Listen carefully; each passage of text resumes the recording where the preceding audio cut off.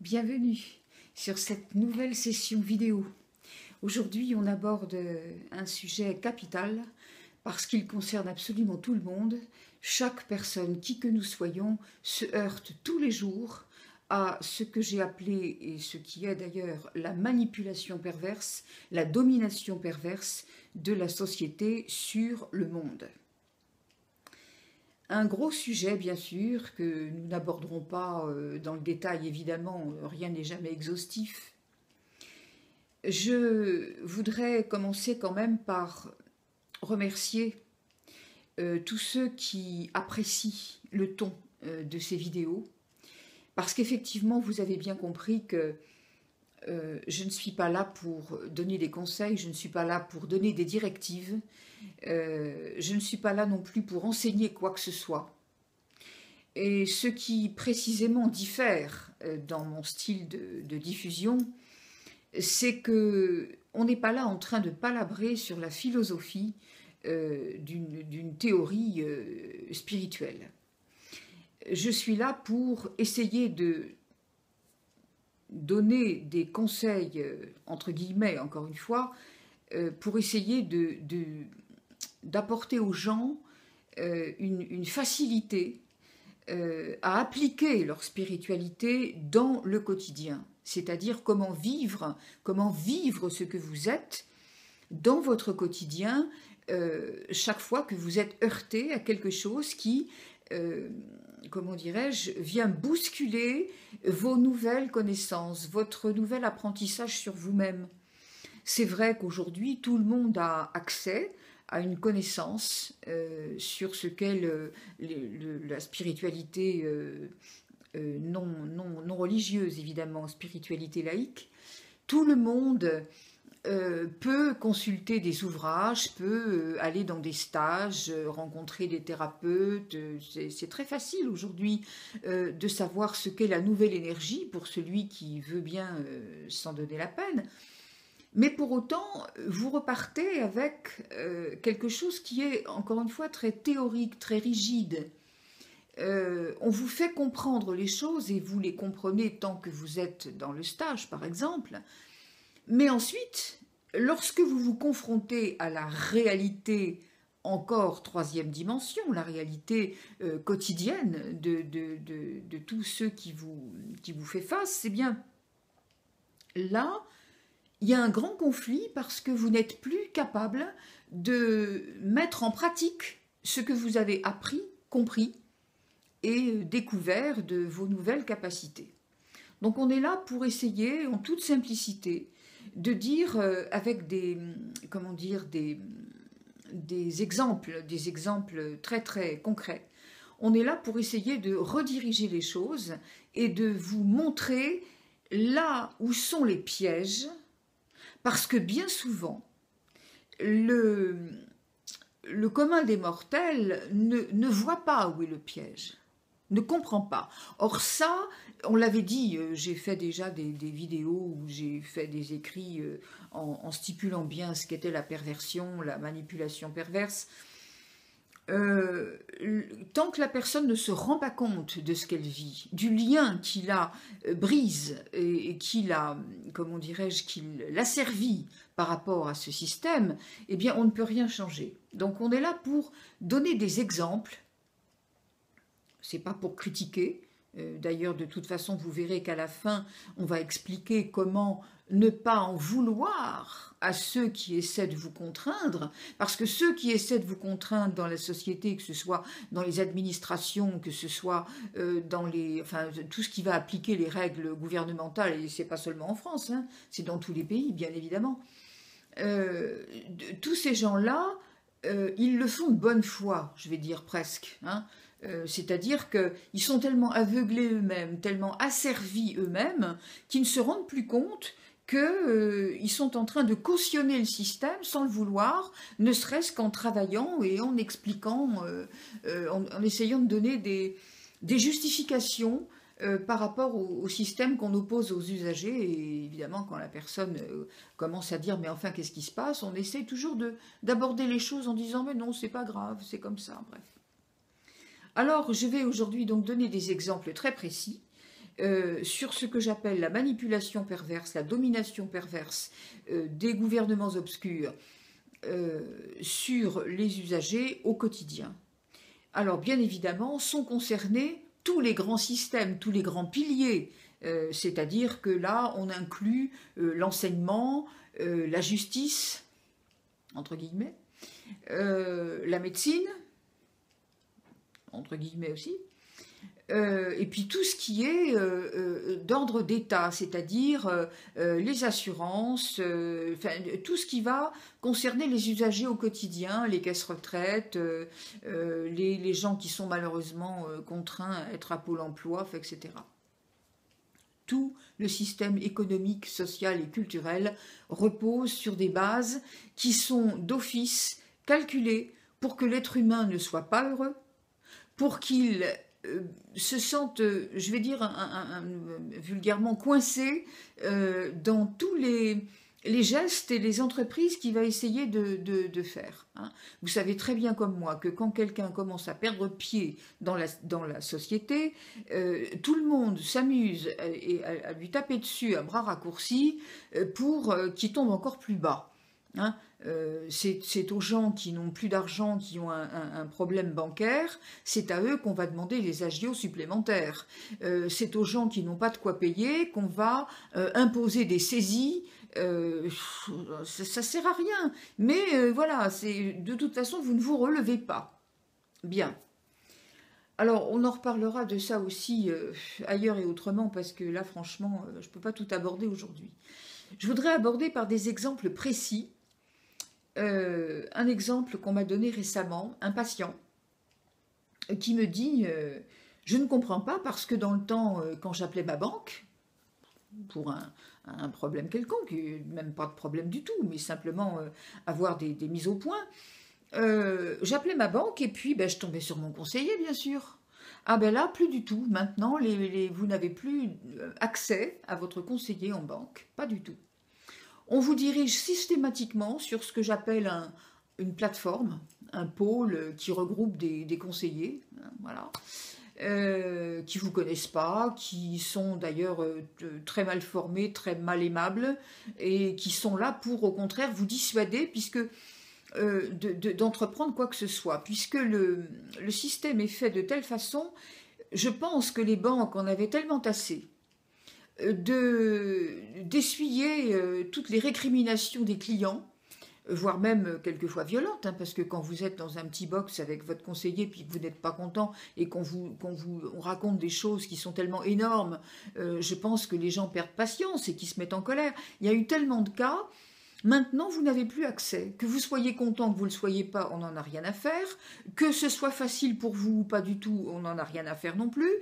Donc, même pour, comment dirais-je, un simple problème de carnet de chèques qui n'arrive pas, ou de... Enfin bref, voilà, là, vous êtes confronté à des gens qui ne vous connaissent pas et qui font tout pour que vous n'ayez jamais plus accès à votre conseiller habituel. Ça, c'est la première chose. Alors, par exemple, ce patient était dans un cas très particulier. Et j'insiste, je vais vous donner le détail parce que c'est important que vous le compreniez, comment le piège se referme sur la personne. Ce patient a vécu malheureusement un surendettement qui n'était absolument pas de sa faute. Il y a eu des problèmes économiques au début, dans les années 2008, hein, quand les problèmes ont commencé, les problèmes économiques. Cette personne a dû fermer boutique, faire une liquidation judiciaire. Bon, effectivement, parce que les clients n'arrivaient plus, hein, il y avait un problème économique général. Et du coup, quand l'argent ne rentre pas dans une maison, les dettes s'accumulent et ensuite c'est la dégringolade. Donc cette personne avait vécu un surendettement. Bien. Le surendettement a réglé évidemment son problème, de dette en tout cas, mais il faut savoir que quand vous avez vécu cela, vous êtes interdit bancaire pendant 5 ans. Alors interdit bancaire, ça veut dire que vous avez bien sûr droit quand même à votre argent malgré tout, mais attention, vous n'avez plus de carnet de chèques, vous avez une carte, ce que j'appelle des cartes light, c'est-à-dire que vous n'avez droit qu'à temps par semaine. Bon, voilà, vous êtes interdit bancaire, donc si vous voulez vous relancer dans une entreprise différente, vous ne le pouvez pas. Il n'est absolument pas question que quelqu'un puisse redevenir chef d'entreprise, puisqu'il est dans l'interdiction bancaire, c'est même pas la peine d'y penser. Donc voilà, déjà, voyez, tout est fait pour contraindre la personne qui n'y est pour rien du tout, qui avait juste besoin d'un petit coup de pouce, qu'on lui enlève ses dettes, mais qui n'était pas malhonnête et qui ne peut absolument pas se redresser. Hein, voilà. Ça, c'est déjà la première manipulation où on vous dit, mais enfin, c'est normal quand même, on a épuré vos dettes, c'est logique que... Ben non, c'est pas logique du tout, et c'est même fait pour que les gens, encore une fois, soient très malheureux. Bref, j'en reviens à ce patient qui donc voit comment dirais-je, la date d'expiration arriver. Il connaît parfaitement le jour où il ne sera plus en interdiction bancaire, et c'est vrai que la Banque de France fait cette levée de manière automatique. Hein, ce sont des robots qui font ça, donc l'interdiction est levée de façon automatique. Alors naturellement, le lendemain, il se précipite à sa banque, enfin il essaye, hein, parce que c'est là justement qu'il avait eu le problème pour avoir un rendez-vous et que le pôle en question ne comprenait rien du tout. Bref, il obtient quand même un rendez-vous. Et là, on lui dit, mais monsieur, oui, peut-être qu'effectivement, la Banque de France a dû lever, puisque vous dites effectivement c'est la date, mais oui, mais nous, il faut qu'on vérifie. Qu'on vérifie quoi? Donc la banque devait vérifier que ce patient avait bien eu cette levée bancaire, très bien. Et puis, il dit, mais je fais comment, moi, maintenant? Parce que j'ai besoin de retrouver un carnet de chèques, un compte normal, etc. Oui, oui, très bien. Ben, écoutez, vous savez pas, on va attendre. Moi, il faut que j'appelle. Alors, le conseiller en question lui dit, il faut que j'appelle ma hiérarchie, il faut qu'on vérifie, etc. Bon. Je vous donne des nouvelles dans quelques jours. Quelques jours après, le patient a de nouveau son conseiller, qui là, cette fois-ci, prend l'initiative de l'appeler. Donc, il n'y a plus le pôle au milieu. Très bien, et qui lui dit, alors attendez, là on se pince pour savoir si c'est vrai ou si on est en train de plaisanter. Le conseiller lui répond, ben écoutez, vous savez, ma hiérarchie ne peut pas savoir si la levée a bien eu lieu parce que nous n'avons pas accès à la Banque de France. Voilà, c'est quand même, ça donne le ton. Hein. Là, je crois que ça se passe de commentaires. Une banque n'a pas accès, ne peut pas trouver le moyen de savoir si la Banque de France a bien levé ou non. Bon, pendant ce temps-là, la personne continue de souffrir du système qu'elle a déjà subi pendant 5 ans, etc., etc. Donc ça, c'est très gentil. Bien. Autre exemple, la personne qui... tout ça, c'est des exemples qui sont vrais, on me les a donnés. Hein, c'est des gens que je connais très bien, que je... Bon. Alors, autre exemple, les impôts. La personne qui reçoit une facture d'impôts locaux il y a quelques années, enfin, il y a 2 ans, je crois. Et cette personne dit, mais moi, je peux pas payer, c'est trop, je peux pas. Je ne peux pas comme ça, je ne peux pas tout de suite. Alors, s'il vous plaît, elle fait une belle lettre, cette dame, elle fait une belle lettre, en expliquant qu'elle veut bien payer, bien sûr, elle n'a pas le choix d'ailleurs, de toute façon, mais qu'elle propose des échéances. Bien. Alors, naturellement, elle fait la lettre tout de suite, après avoir reçu le courrier. Hein.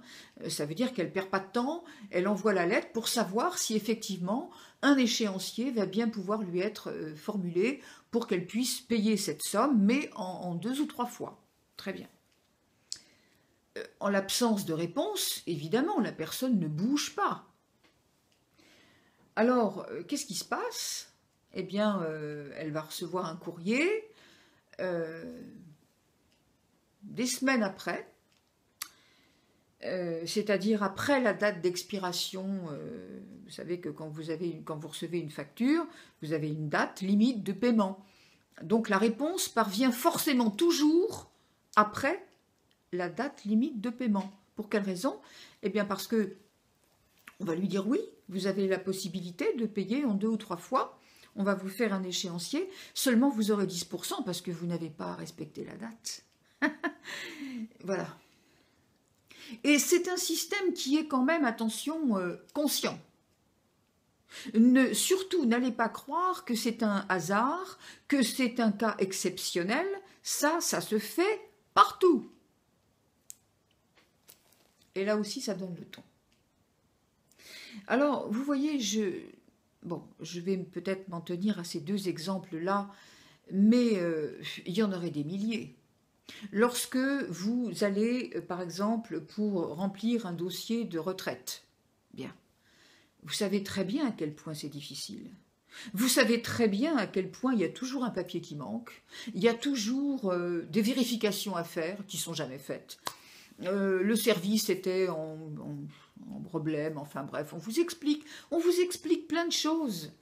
On vous donne des explications. C'est exactement comme le conseiller bancaire qui répondait à ce monsieur tout à l'heure, qui disait « Oui, mais vous savez, c'est normal, c'est bien, ces conseillers dans les plateformes, là, ils sont formés mieux que moi, ils vont vous renseigner, etc. » Mais le patient le répond « Mais attendez, pourquoi vous êtes en train de chercher des arguments de défense?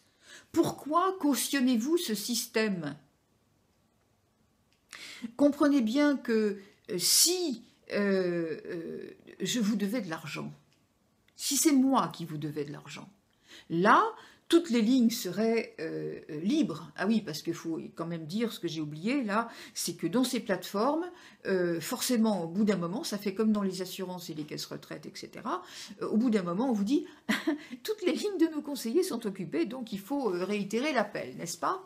Voilà. Ou alors, vous attendez une demi-heure avant que quelqu'un daigne vous répondre et puis vous dire « Ah ben oui, mais moi je ne suis pas habilité, ce n'est pas le service qui convient, il faut rappeler à tel endroit, etc. » Bon, bref. Alors, pourquoi, lui dit-il, pourquoi cautionnez-vous cela? Pourquoi cherchez-vous des justifications? Il n'y en a pas. Si moi je vous devais de l'argent, là, ce serait tout de suite. Il n'y aurait pas de vérification à faire, il n'y aurait rien, toutes les lignes seraient libres pour venir me poursuivre. Voilà. C'est vraiment cette malveillance-là qu'il faut que vous compreniez. Encore une fois, je parlais tout à l'heure des retraites. C'est la même chose. Vous avez cotisé toute votre vie, vous êtes un être humain pour ce que vous êtes, hein, en tant qu'individu. Et puis, une fois que le moment est venu de vous payer, là, on va là pour le coup vérifier, on va, comment dirais-je, étudier votre cas pour savoir de quelle manière on peut vous enlever le plus possible pour que vous en ayez le moins possible, tout en respectant soi-disant les textes. Alors, comment vous en enlever? Déjà, savoir si vous êtes en couple ou pas, n'est-ce pas? Parce que je ne vois pas ce que ça change. Ah mais si, quand même, attention, si vous êtes en couple, vous avez un conjoint qui gagne tant ou qui attend de retraite, donc on ne peut pas vous donner, vous, à taux plein. Il faut quand même que, voilà, il faut qu'on équilibre. Et tout est ainsi. C'est excessivement grave et je veux que vous compreniez que c'est dans tous les domaines pareil. Encore une fois, on ne peut pas naturellement pas parler de tout, c'est impossible, mais surtout pas sur une vidéo qui doit être courte. Mais voilà, je voudrais que vous entendiez qu'il y a des pièges partout et que chacun reprenne son pouvoir pour ne pas sombrer, pour ne pas se laisser asservir, pour ne pas dire « Ah ben oui, c'est normal, j'ai pas le choix, ah ben oui, c'est comme ça maintenant, il faut s'y faire ». Non, non. Alors, la première chose, c'est de réagir correctement, comme l'a très bien fait ce monsieur en expliquant les choses, voilà, je vous l'ai dit, comment il a repris le discours avec son conseiller, et puis surtout en comprenant que ce système-là, il n'est pas venu tout seul, il est venu parce que l'ensemble a accepté à un moment donné que les choses fussent possibles. Ne l'acceptez pas, c'est-à-dire que lorsque vous comprenez que vous ne pouvez pas être affecté parce que vous êtes le divin, à ce moment-là, la situation va bouger dans le concret. C'est-à-dire que Bien sûr, vous ne pourrez pas, comment dirais-je, échapper à ce système, mais il ne vous altérera plus. Parce que le but de ces choses, c'est pas de vous mettre dans l'embarras pour vous mettre dans l'embarras, c'est vous placer dans la difficulté pour que chacun émette des émotions de basse fréquence. Ça nourrit les obscurs. Et pendant ce temps-là, ils gagnent du terrain. Et pendant ce temps-là, ils s'en vont pas tout à fait. Voilà. Et tout est très captieux. Hein. Regardez par exemple, ne serait-ce que sur Facebook. Hein. Moi, j'étais pas sur les réseaux sociaux il n'y a pas très longtemps, mais j'ai compris pourquoi on m'a fait venir là-dessus. Ben, c'est pour nettoyer. Alors, vous comprenez, je vois l'autre jour une publication terrible, moi je réagis. La personne, merci docteur, au pluriel, parce que ma femme vient de subir une intervention cardiaque très grave. Donc elle a passé X heures sur la table, avec naturellement des chirurgiens, des médecins parfaitement qualifiés, etc., des soins hospitaliers hors pair. La sécurité sociale a donc forcément déboursé beaucoup plus que ma femme n'a pu cotiser dans toute sa vie. Bien. Donc merci docteur, nous avons un système de santé parfaitement adapté, parce que si j'habitais aux États-Unis, il y a longtemps que j'aurais vendu ma maison et tout le reste pour payer tout ça. N'importe qui regarde cette publication est amené à dire « Ah ben oui, c'est vrai quand même. Ah ben oui, on critique, mais enfin, bon, effectivement, hein, c'est vrai, on est en France, on est quand même... » Alors, moi, j'ai répondu, mais on ne doit pas être dans le même pays, parce qu'on ne voit pas les choses sous le même angle. Moi, je connais des petits retraités qui n'ont rien du tout, et qui sont tellement petits retraités qu'ils n'ont même pas les moyens de se payer une mutuelle, et qui par conséquent, à cause de ça, s'interdisent les soins oculaires, les soins dentaires et tout ce qui est très cher. Alors on ne doit pas vivre dans le même pays. Alors le merci docteur, vous comprenez, c'était pour réhabiliter, parce que la publication, c'est pas quelqu'un qui l'a faite. Hein.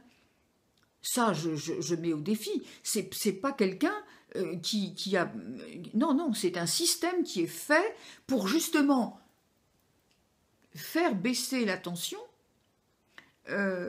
au niveau des critiques sur la médecine et sur tout le reste. Hein. On parle des hôpitaux qui sont dans la très grande difficulté et où les soins sont de plus en plus lamentables et où c'est même plus des soins du tout à la limite. Donc voilà, donc pour que les gens reviennent s'abaisser, ah oui docteur, ah oui c'est comme ça, oui c'est bien. Donc effectivement, on se tait, on dit rien, parce qu'on est bien content encore, parce que si on était ailleurs, ce serait pire. Voilà. Et ça, c'est quelque chose qui est absolument pervers, qui est manipulé et qui est fait pour la domination de ceux qui ne voient pas où sont les pièges. Donc vous avez, encore une fois, je répète, on n'est pas là pour critiquer, on est juste là pour faire des constats, et ça n'a rien à voir avec le jugement. Qu'on soit bien d'accord là-dessus, on refera des vidéos justement sur cette différence qui est très importante.